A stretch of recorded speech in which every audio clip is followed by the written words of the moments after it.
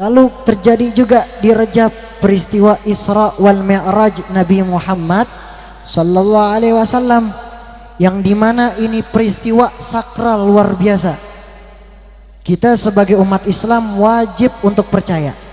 Kalau kita pakai logika, itu peristiwa dari Masjidil Haram ke Masjidil Aqsa itu cuma satu malam, itu luar biasa, sangat mustahil.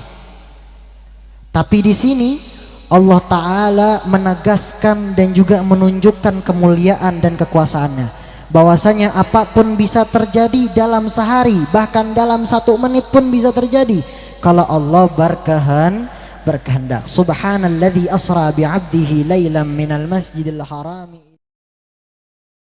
Ya, hadirin wal hadirat yang dimuliakan oleh Allah Subhanahu wa taala. Lanjut kagak? Lanjut kagak? Masih semangat?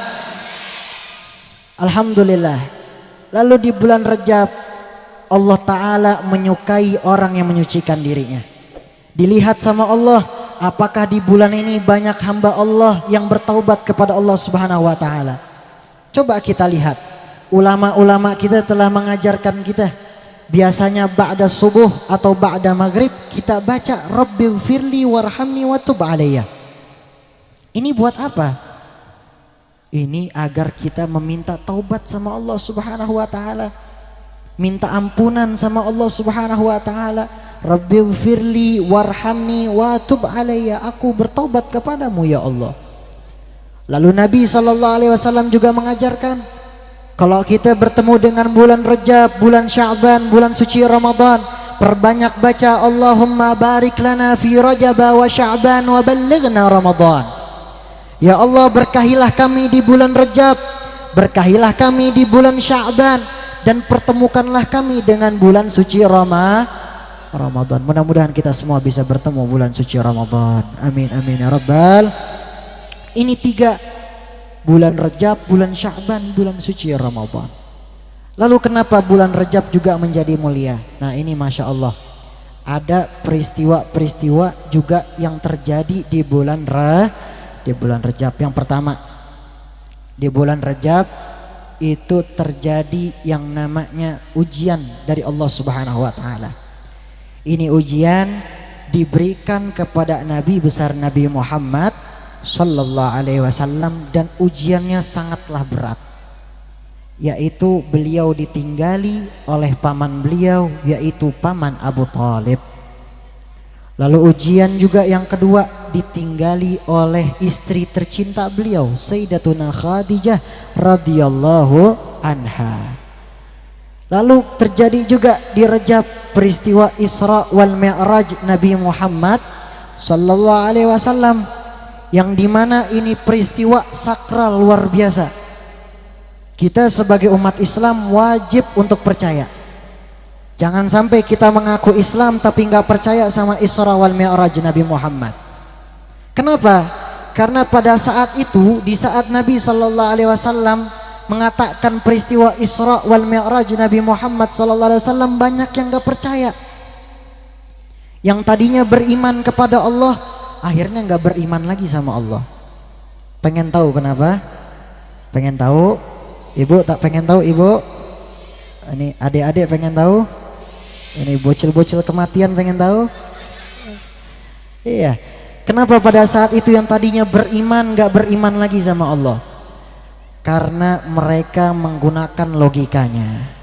Tuh, mereka menggunakan logikanya. Memang iya, kalau kita pakai logika, itu peristiwa dari Masjidil Haram ke Masjidil Aqsa itu cuma 1 malam, itu luar biasa, sangat mustahil.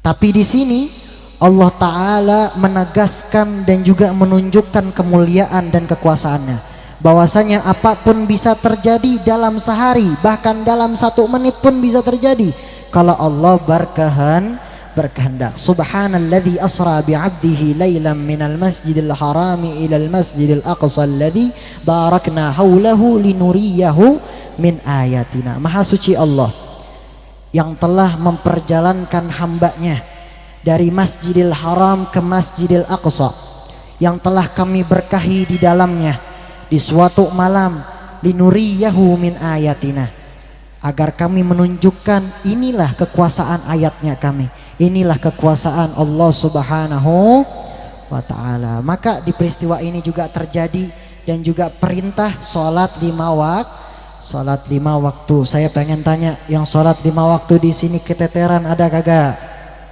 Ada enggak yang kalau pengen sholat ketiduran, ada kagak? Ada enggak?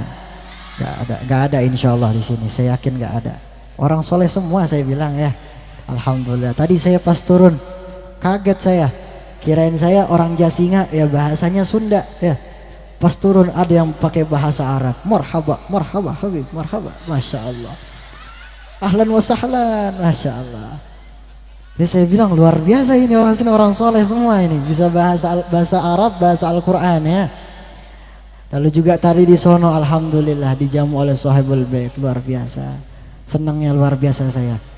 Saya senang karena mudah-mudahan ini menjadi sebuah bukti bahwasanya kita semua mencintai Nabi Muhammad SAW. Kenapa saya mengatakan demikian? Tadi kita udah banyak sholawat, betul. Tadi udah banyak sholawat. Niatnya buat apa? Sholawat. Niatnya untuk dekat sama Nabi Muhammad. Saya yakin orang sini orang soleh dan soleha semua insya Allah. Amin amin ya rabbal. Dan terakhir hadirin dan hadirat yang dimuliakan oleh Allah Subhanahu wa ta'ala, ini bulan juga menjadi sebuah kesempatan bagi kita agar kita mendidik anak-anak kita jadi anak-anak yang soleh, jadi anak-anak yang soleha. Kenapa?